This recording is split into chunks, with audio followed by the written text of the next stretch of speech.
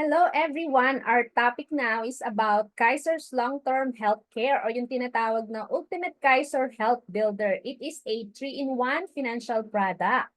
And before I proceed, let me introduce myself. I am Shella M. Kaipang, freelance corporate employee at Shell, an OFW wife, homeschooling nanay, a licensed financial educator, associate financial planner, and now wising up with IMG. So sino nga ba si Kaiser, no? Kaiser International Health Group Incorporated is a health maintenance organization company duly accredited in the Department of Health, Bureau of Health Facilities and Services. Our company is likewise registered with the Securities and Exchange Commission on June 8, 2004 as a healthcare provider with an authorized capital stock of 160 million. So by this time, 20 years na in the healthcare industry ang Kaiser. So Kaiser's board of directors are seasoned experts in the medical field services and in the healthcare industry with its medical director, Dr. Leia Uy Yolo. And of course, registered sa Securities and Exchange Commission ang Kaiser and as well as sa Insurance Commission. So you can check this out from their respective website. So these are the government agencies na nagmo-monitor ng mga company na nag-ooperate in the Philippines to protect the public interest. And of course, Kaiser International Health Group Incorporated is a healthcare provider of the Supreme Court, our judiciary arm, and the House of Representatives, our legislative body, and the Department of Agrarian Reform or DAR. And of course, Sharon Cuneta for Kaiser. Opo, isa si Sharon Cuneta sa ating ambassador. At hindi lang yan, nandyan din si Daniel Padilla na newest ambassador ng Kaiser. Sabi niya, Kaiser, nasa iyo na ang lahat. Bakit? Kasi ang Kaiser ang tinatawag na total financial solution kasi meron na itong investment, insurance, at healthcare. O do you still remember building a solid foundation for those na nag-undergo ng membership orientation? So it was explained na just like building a house, we build it from the ground up, So yung raw materials natin dito, ito, yung increased cash flow. So it is important na maintindihan natin itong concept na ito kasi itong cash flow na to, ito yung nanggagaling sa ating mga salary if you are employed or negosyo kung meron ka mang business. So bakit importante na maintindihan natin dito, di ba? Marami kasi sa Pilipino kapag kumita na, nagkaroon na ng cash flow, be it from employment nga or sa negosyo, ang ano bang usually ginagawa sa kita? Iniisip kung paano gastusin or paano ubusin. So meron, hindi naman lahat ng Pilipino ganon. Yung iba masinop, Iniisip nila saan nila ilalagay. What kind of investment ang mainam? Kung saan nila dapat ilagay yung kanilang hard-earned money. Pero dito sa ating solid financial foundation, makikita nyo, yung investment nasa tuktok. So huli siya. Huli mo siyang i-build. Ang pinakauna, healthcare fund. So bakit ganon? So focus tayo doon sa masinop. So mapapansin nyo na yung masinop, inuna niya ang investment. Ano nga bang investment? Ito yung mga naipundar nyo, bahay, lupa, sasakyan, savings, education for children, and other financial goals. Pero dito sa ating solid financial concept, ang investment ay last to build. So tinatawag itong bubong ng ating financial house. Sa tingin nyo, bakit nga kaya ito ay bubong, hindi isa sa pundasyon? Kasi ang reason is sa ating pagtanda, ano ang nangyayari sa ating mga investment kapag nagkasakit? So sino dito ang may mga elderly na kapamilya? So sila yung ating mga retired parents. So ano ang major responsibility nila sa pagdating ng kanilang senior years? 'Di ba healthcare? So pansin nyo, may mga maintenance medicine na sila at ito na yung period of life na naglalabasan na yung mga sakit, yung mga TIS, diabetes, arthritis, at kung ano-ano pang mga TIS. Paano kung magkasakit ng malubha? Saan kukuha ng pampagamot? Siyempre, kung meron silang naipon, from their retirement, so retirement savings, magagalaw. Ito yung savings na pinaghirapan mo ng maraming dekada ng pagtatrabaho. Paano kung kulang sa pagpapagamot yung iyong savings? So ano yung sunod na option? So hihingi ng tulong sa anak. Paano kung walang maitulong si anak?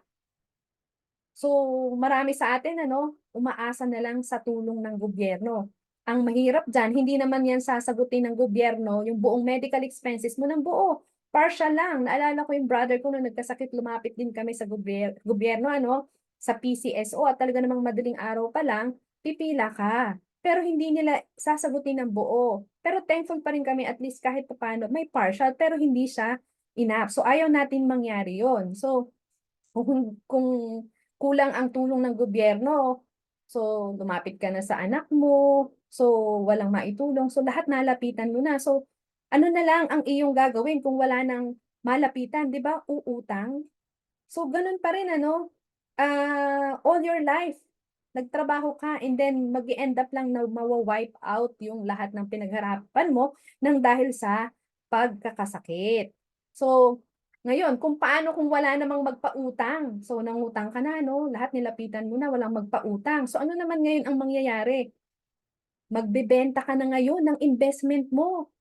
Yung mga ari-arian na naipundar mo, bahay, lupa, sasakyan. So sa panahon pa naman ngayon, kahit marami ka pang investment na lupa o bahay, maibebenta mo ba agad ng agaran yan? Hindi, kasi walang available na buyer. Eh paano kung kailangan mo na magpa-ospital? So ganun pa rin ang default mo kung walang enough funds ay mangutang at kumapit sa 5-6. Yan ang masaklap na katotohanan. So, isa yan sa mahigpit na dahilan. Ulitin ko, isa ito sa mahigpit na dahilan kung bakit dapat mauna ang healthcare at hindi ang investment. Kasi in the end, ang investment mo ay posibleng ma-wipe out nga ng dahil sa pagkakasakit. So, after mo magkaroon ng health fund, sunod naman ay yung life protection. So, ano naman ito? So, paano kung ikaw na breadwinner ay kinuha na ni Lord, nawala ka na sa picture, paano naman ang pamilyang umaasa sa'yo? So paano nila ipagpapatuloy ang pang-araw-araw nilang gastusin? Ang sunod naman dyan, after kumuha ng life insurance, i-protect ang iyong pamilya, kailangan makaalis ka o makalaya ka sa utang. Bakit? Kasi ang utang, parang anay yan na sumisira sa ating financial house. So ang sunod, after makalabas sa utang ay dapat meron kang emergency fund. So para saan naman ang emergency fund? Ito ay para sa mga financial storm sa buhay natin. Bigla ang pagkakasakit ng isa sa member na ating family, nasirang bahay, kapag may bagyo, dito pa naman sa atin sa Pilipinas, ang kalamidad, ang bagyo, taon-taon dumadaan yan, nasirang sasakyan, di ba? Hindi biro ang magpaayos ng sasakyan. So, kailangan meron tayong nakatabing emergency fund good for at least 4 to 6 months of your monthly salary. At ito, huli na ang investment. So, ito nga yung sinasabi ko na yung investment na yan, ito yung mga naipundar natin na mga ari-arian. So, ang investment ay para sa ating long-term financial goals, di ba? Of course, we want a home for a family, kaya nga tayo nagtatrabaho, education for our children, and of course, retirement fund. Doon sa panahong hihinto na sa ating pagtatrabaho. So, ganyan ka-importante kung bakit nahuli ang investment. Kasi in the end, kapag ikaw ay nagkasakit, lahat yan mawa-wipe out. Mawa-wipe out. So, importante unahin natin ang healthcare. So, after investment, then you can achieve your financial freedom. Next, you should consider your healthcare protection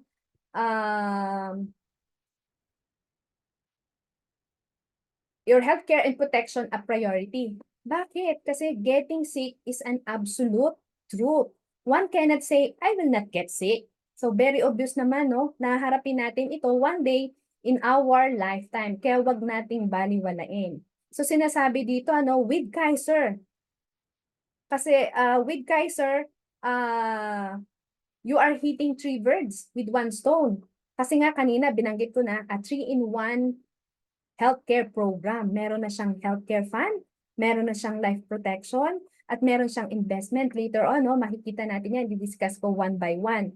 Kasi nga, di ba, bakit priority siya? Kasi even if you save 100 or 1,000 peso monthly in a bank, it will not take you far. So yun yung sinasabi kong mawa-wipe out lahat. So when you get sick, disabled, or suddenly die, your savings will not last long. So getting long-term healthcare and life insurance is the best investment.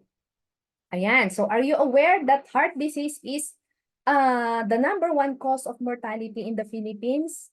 Kaya yan ang importance of having the right healthcare because of yung mga lifestyle diseases na laganap na ngayon. So isang reason din is yung medical inflation. It hits nosebleed levels 3 to 4 times ng ating economic inflation. Mahal ho ang magkasakit ngayon para kang hinold up. So yung cost of medicine in the Philippines is 6 times higher than our neighboring Asian countries. And health condition in the Philippines remain among the poorest in the East Asia. So very sad, ano? And more people die, not because of no doctor and no medicine, but because of lack of money.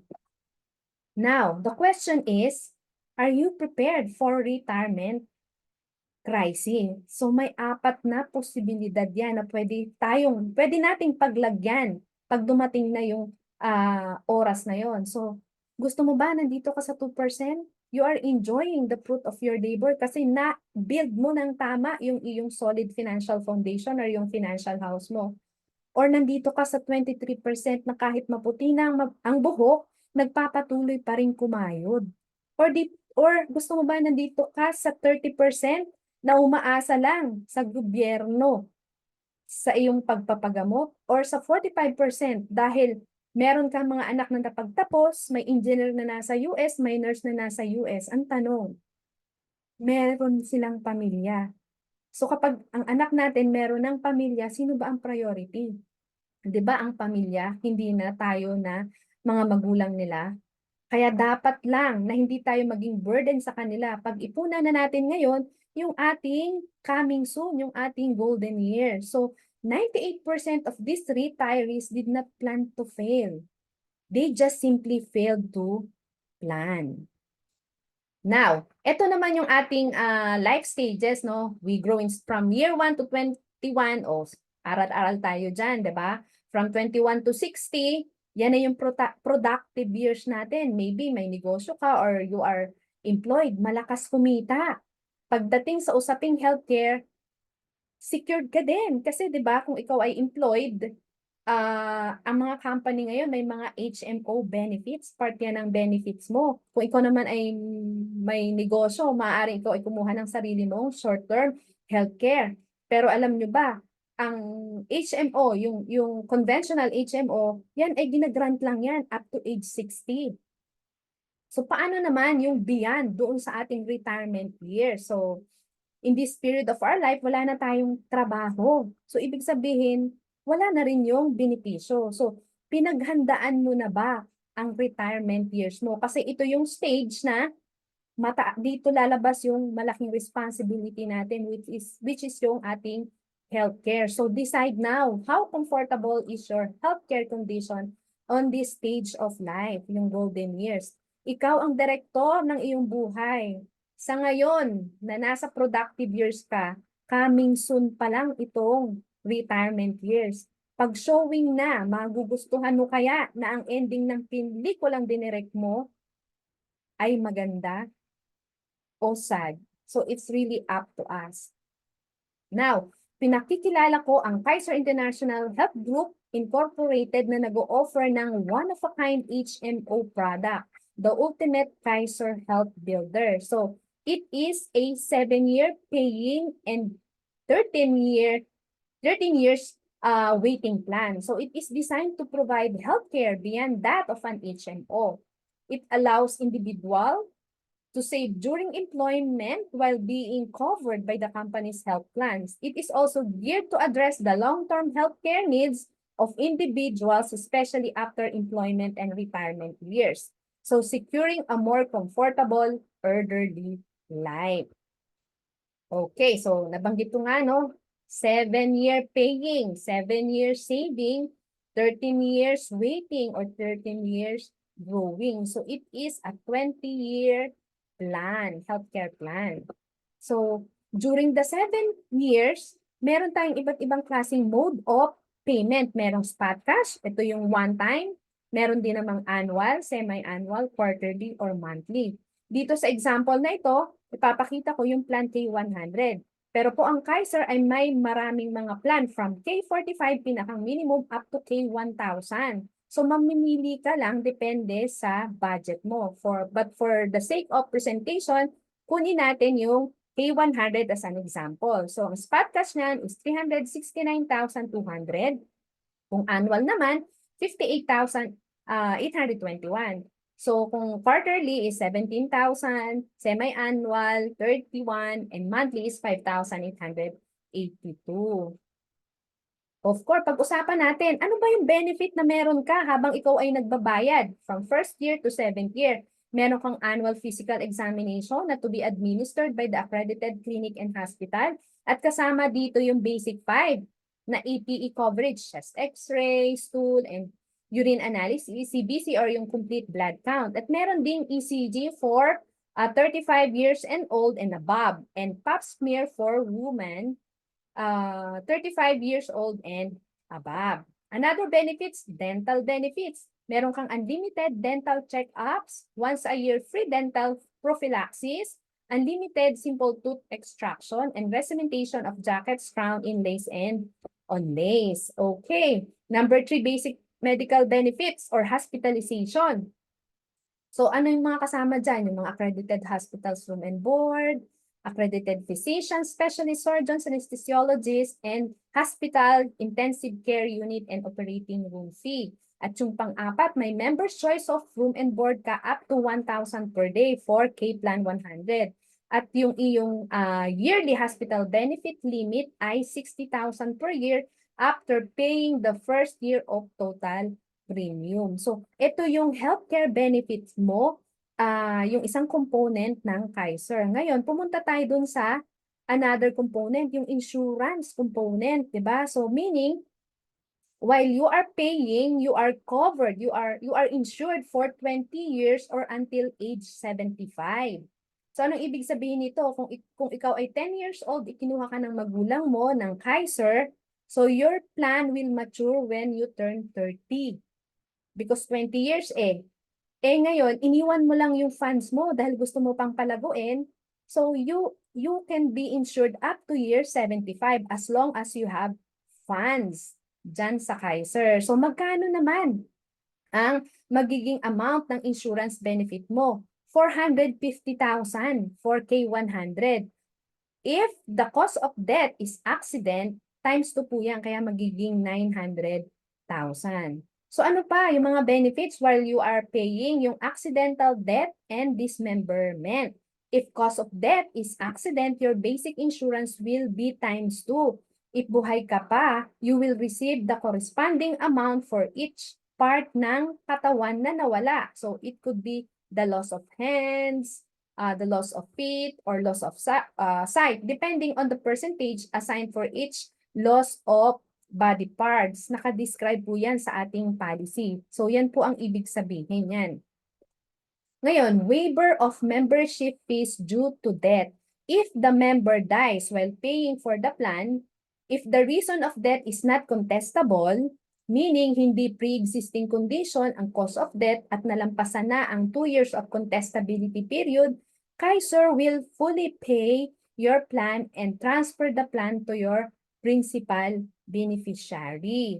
So, hindi mo pa natapos bayaran yung 7 years, kinuha ka na ni Lord on the 3rd year or kahit on the 1st year, basta hindi siya contestable, fully pay na po yan. So, waiver of membership fees due to total and permanent disability. So, kapag the policyholder becomes invalid naman, from the neck down, you cannot move. Buhay ka pa nito, no? So, you cannot work anymore. If within 6 months napatunayan na you can no longer work or gain any compensation, so Kaiser will fully pay your plan and will give you the corresponding insurance benefit, no? So, the plan cannot be transferred to beneficiary dahil buhay ka pa naman. But, sabi ko nga, bayad na ito ng buo dahil hindi ka na makapagtrabaho. Now, family assistance service. So, let me remind you, no, that the purpose of this plan, kaya ka kumuha is for your own benefit. Personal ito, no? And this is for your golden years or for your retirement. So this is not for your husband, this is not for your children, but for you. So in the event, someone in your family ay walang HMO coverage. So pwede mong magamit ang Kaiser to extend ang assistance sa iyong pamilya. So what does it mean? If the family is to be admitted, a member of the family will be admitted and has no HMO card, Kaiser's assistance will help your family member to be admitted without deposit. Kasi 'di ba kapag makukonfine sa hospital ngayon, kailangan may deposit. And of course, one benefit is dahil inalaw ka ni Kaiser na extend yung assistance dahil HMO holder ka, policy holder ka, yung rate na i-charge sa'yo ay HMO rate and not a walk-in rate. O 'di ba? Nakakatipid na tayo. So, magagamit mo lang ito provided the policy should be in active status and plans should have been completed for at least 1 year payment. So, nominated patient must be an immediate family member of the policyholder or within the first degree of consanguinity. So, the policyholder agrees to avail any of the services of Kaiser's accredited doctors and affiliated networks of hospital. So assistance to be provided by Kaiser should only be to the extent of allowable benefit due to the member under his policy. So prior to discharge, payment should be settled with Kaiser. So Kaiser's approval to avail such assistance must first be obtained by the member and the issuance of LOA or letter of authority will be given. So please note that this assistance is an accommodation and not considered a benefit of the plan. Therefore, the approval and denial on the ailment solely depends on Kaiser's management evaluation. Okay, what other benefits ang meron, di ba? Yun nga, no, marami tayong accredited hospitals, over 2,000 accredited hospitals and hospital intensive care unit and operating room. And we have over 10,000 accredited doctors. No, you can visit the website of Kaiser to check ano yung mga accredited hospital and doctor na malapit sa iyong lugar. At meron ding special and extended benefits, yung MRI, nuclear radioactive isotope scan, CT scan, dialysis, blood transfusion, physical or speech therapy, anti-rabies, venom, and tetanus vaccine. And of course, yung emergency benefits, yung assistance ng ambulance. So, yan lahat ang benefit mo during the paying period for 7 years. Ngayon, dumako naman tayo sa extended period. So, ano naman tong extended period? Ito yung mag-uumpisa sa year 8. Ito yung panahong tapos ka nang magbayad.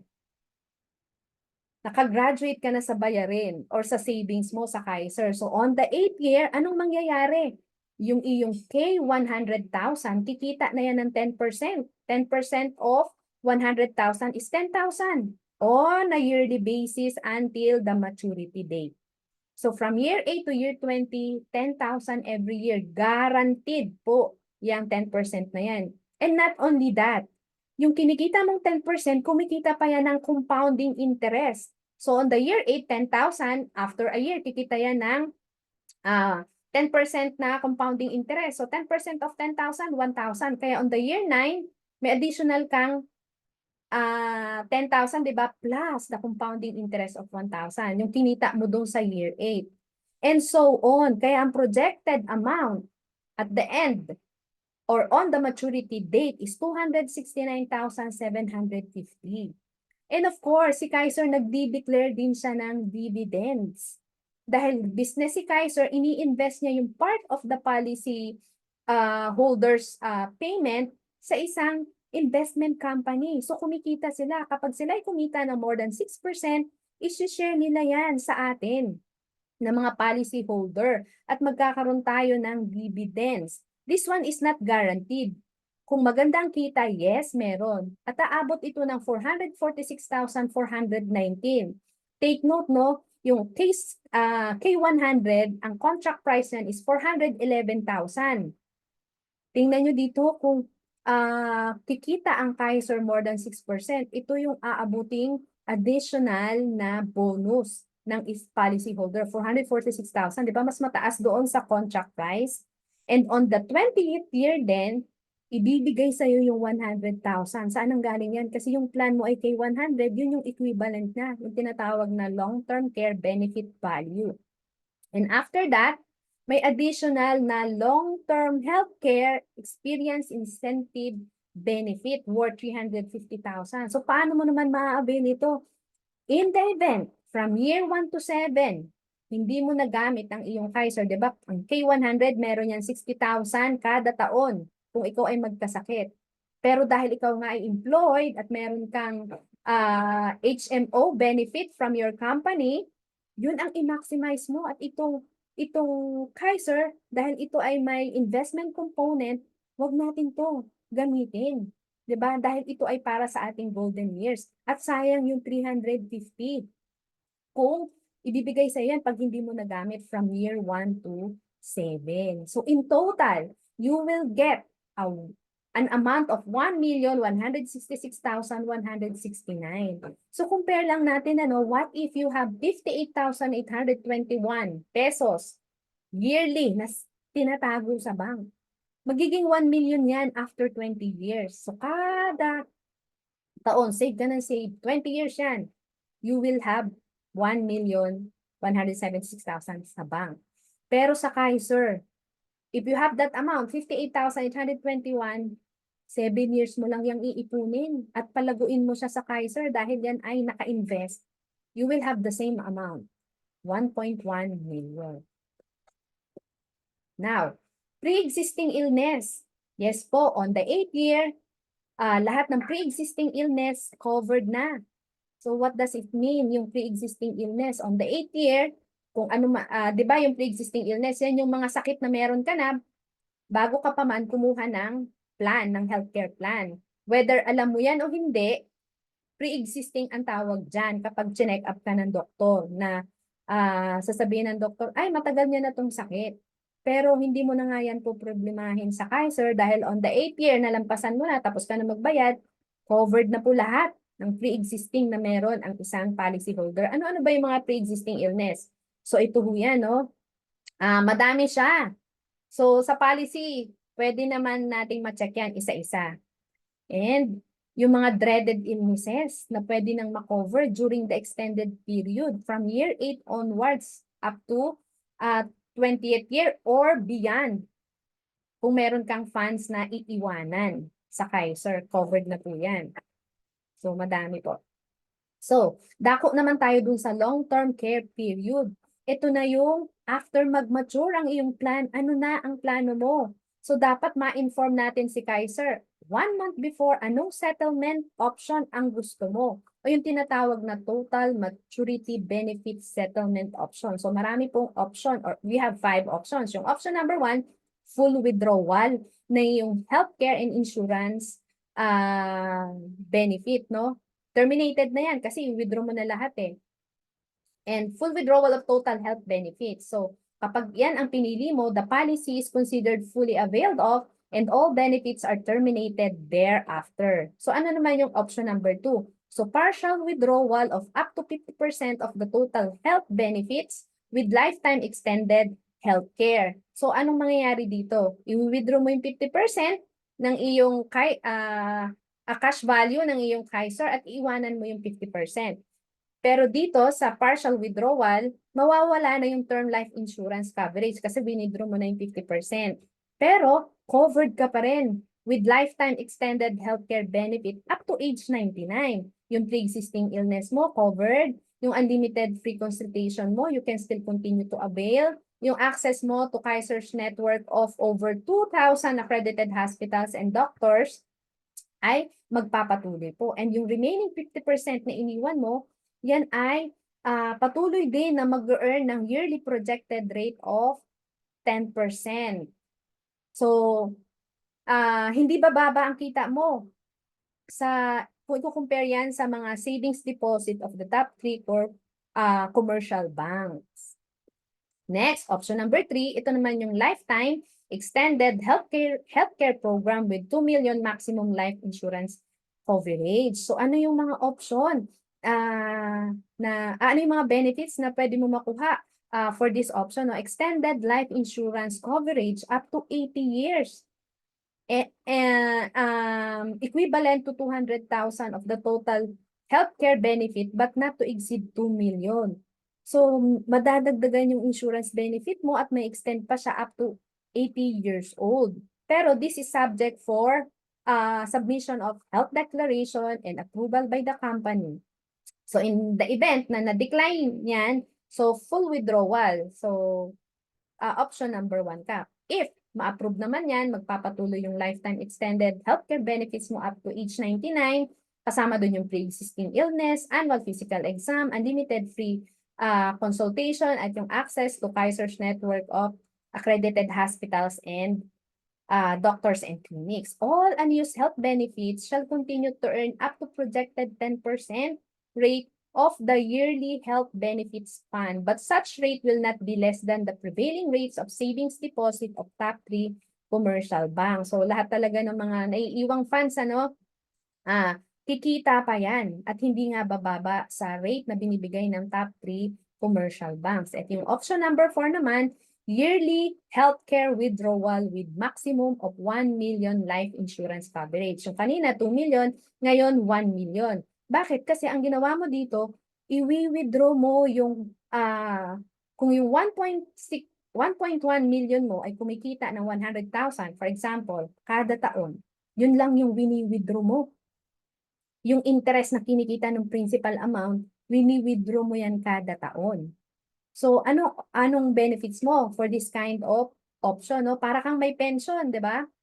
Meron ka pa ring extended life insurance coverage of up to 80 years old, equivalent to 100% of the total healthcare benefit, but not to exceed 1 million face amounts. This is subject to submission of health declaration and approval by the company. So in the event your insurance coverage is declined, option 1 will automatically apply.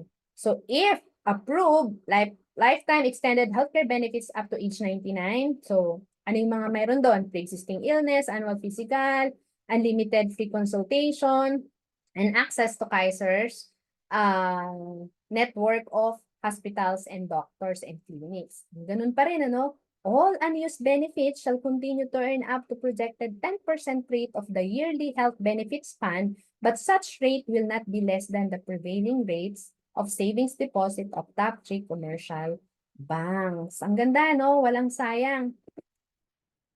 Yung last option naman is option number 5. Apply conversion privilege to ordinary life insurance. So you may use your total health benefits to purchase for an ordinary life insurance that may protect you.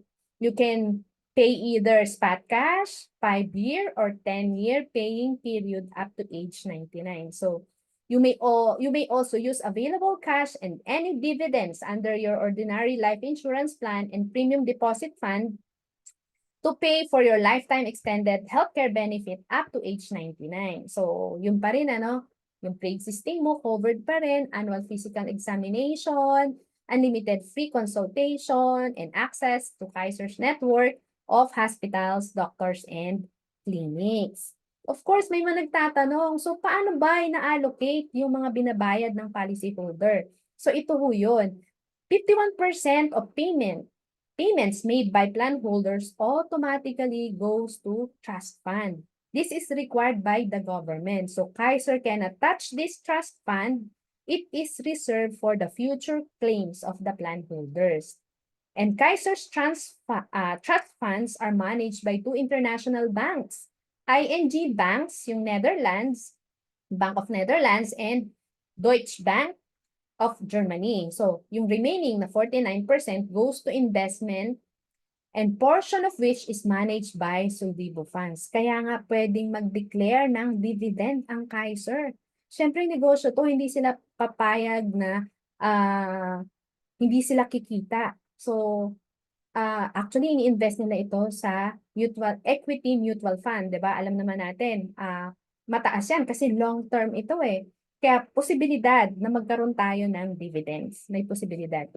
Of course, once you purchased and have approved yung Kaiser na kukunin mo, meron kang tinatawag na Kaiser OPMS or Online Policy Management System. So you will have your own portal. Online po ito. All the details of your plan are described here. 'Di ba? Yung ano yung type of plan na kinuha mo, payment reminder, schedule ng APE, pwede kang magpa-schedule dito, schedule of benefits, makikita mo rin dito, ilan na yung kinikita ng mga binayad mo. So, all details related to your plan ay maa-access mo sa portal na ito. And of course, no, PhilHealth. So your PhilHealth benefit is integrated to your Kaiser. So once admitted, you will be required to file your PhilHealth reimbursement form. So the PhilHealth reimbursement due shall be deducted from the total hospital bill. Kaiser policy holders without PhilHealth membership shall shoulder and pay the corresponding portion of PhilHealth. Kaya kailangan may PhilHealth tayo. So grace period, what does it mean? So the policy owner may be given grace period of 30 days or 1 month to pay the due installment amount. What if nakalimutan mo no na, oops, nakalimutan mo yung due date. So meron kang 30 days to settle the amount that is due. If no payment has been made after 30 days, grace period from due date, the contract shall be considered lapse. So kaya kailangan no, mag-set na tayo ng reminder para hindi natin makalimutan. Sayang kung maglalaps. Kung maglaps naman yan, pwede mo naman siyang reinstate. Tinatawag na reinstatement. So, there are two ways to reinstate your plan. So, ang tawag dyan ay updating. So, member will pay the premiums due for all missed months plus surcharge of 1.5% per month or 8% per annum from the date of each unpaid installment. So, sayang, no? May additional cost na may incurred. So, sana pandagdag na lang yon sa iba nating mga expenses. Anyway, so yung isang way is redate. Member will only pay the premiums for the month, but the maturity period will be moved. So, halimbawa, na mismo 10 months. Medyo malaki-laki yon. Kung may funds ka naman, ibiglain mo. Kung wala naman at hindi mo na kayang i-cover yung 10 months, so mamumove lang yung iyong maturity date. So, ano ang requirements? Reinstatement application form and reinstatement fee of 300 pesos. The member shall be given period of 2 years from the first unpaid due date to reinstate this contract. So, what does it mean? Kasi minsan, 'di ba, may Kaiser ka, nawalan ka ng trabaho, katulad ng nangyari sa pandemic, 'di ba? Marami ang naapektuhan. So, paano na 'yan? Meron kang 2 years para ituloy yung iyong Kaiser na nahinto mong bayaran. Siguro naman within 2 years, no, makakahanap ka na ulit ng source of fund from your new work or kung nagnegosyo ka. So, after 2 years at hindi mo yan na-reinstate, it will be considered cancel na. Sabi dito, if reinstatement is not made within that time, Kaiser shall unilaterally cancel this contract without need of notice to the member. If the member shall be considered a new applicant subject to pre-existing conditions and purpose of contestability for insurance coverage to any other requirements for the new applicant or member at that time. So sayang what if 3 years ka na nagbabayad, nalampasan mo na yung contestability period. Ibig sabihin sure ka na dun sa lahat na benefits na nakasaad dyan sa ating Kaiser. So sayang kung magbaback to zero ka na naman. You are subject to pre-existing and contestability na naman. So all reinstated plans shall be subjected to a new price if there's any. So what if 3 years ago, mura pa yung Kaiser, kasi pwedeng mag-change ang price due to inflation pa rin. So make sure talaga na meron tayong inaalat na funds for our Kaiser. 7 years lang ito na gagawin natin. So healthcare value, the policy owner may surrender the contract for its cash value is stated in the schedule of benefits provided the plan is active for at least 1 year. Yun nga, kung halimbawa nawalan ka ng trabaho, parang ay, wag ko na lang ituloy. Sayang kasi yung inihulog mo, hindi mo na makukuha yan ng buo eh. So part lang ng hinulog mo. So kaya nga let me remind you 2 years. Meron pang 2 years na may chance ka pa na maipagpatuloy ito. Sana hindi ito yung maging option mo na ay kunin mo na lang kasi sayang din. Kasi tatanda pa rin naman, mangangailangan ka pa rin naman ng healthcare provider sa ating golden year. So, ganun pa rin. Ang nabago lang is nawala nga lang yung trabaho or na magagawa naman ng paraan.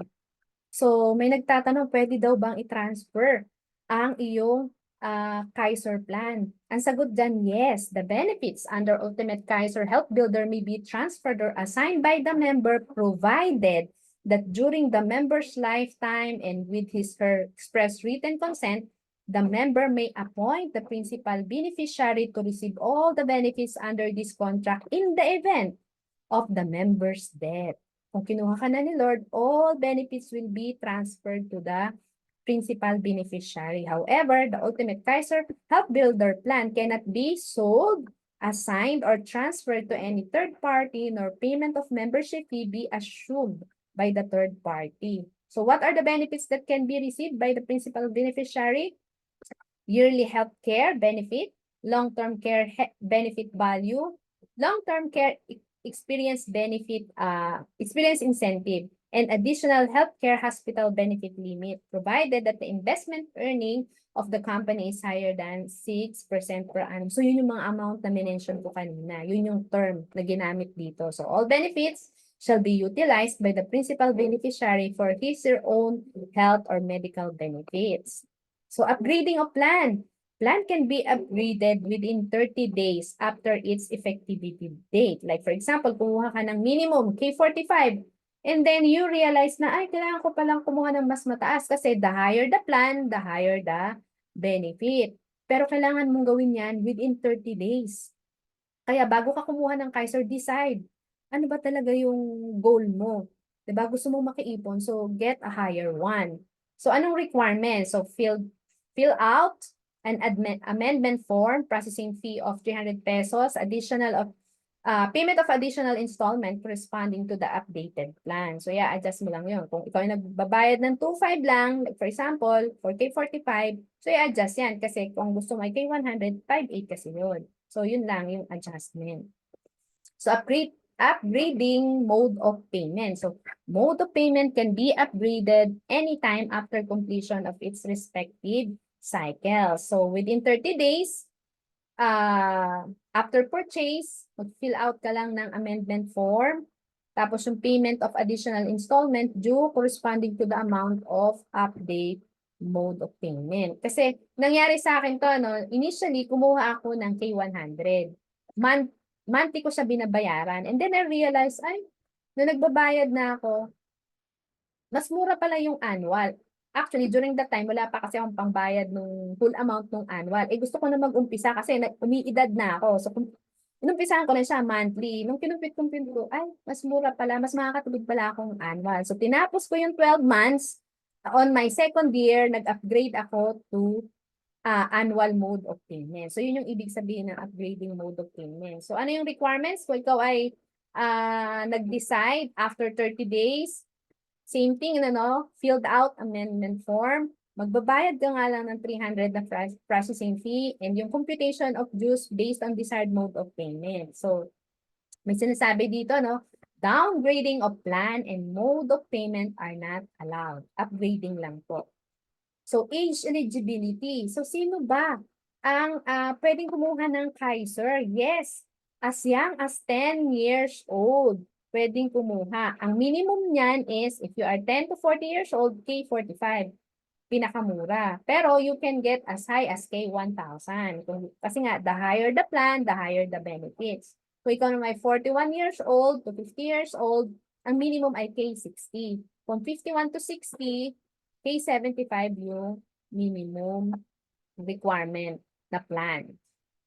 So, okay. So yan, no, in building your solid financial foundation, mauumpisahan mo na agad ito with Kaiser, no? Madja-jump start mo na agad itong solid financial foundation mo. Kasi nga, Kaiser answers our 3 major financial needs during productive and retirement years. Ano nga yung mga yun? Healthcare, life protection, and investment. Now, if you have questions, ano ba yung mga plan na available? So, ito ho yun. So, you can screenshot this slide. So ito yung age, no? And ito yung name ng plan, K45 down to K1000. Magkano ang annual payment? Nandito na din po. Kung semi-annual naman ang gusto mo or quarterly, monthly, spot cash. So lahat po yan nakadescribe na dito. And magkano yung annual benefit limit mo for each plan na mapipili mo? And ano yung how much din yung life insurance? So nandito din yan. If the cause of death is accident, so times 2 lang yung life insurance, times 2 kaya naging 405 yung K45. And how much is the maturity value? Ayan, nakalagay na din po yan. So, yearly, magbabayad lang tayo ng policy fee na 500 pesos for 7 years yan. Kada taon, magbabayad tayo ng 500. So, yun lang po ang aking presentation for Kaiser. Kung meron po kayong mga questions, no?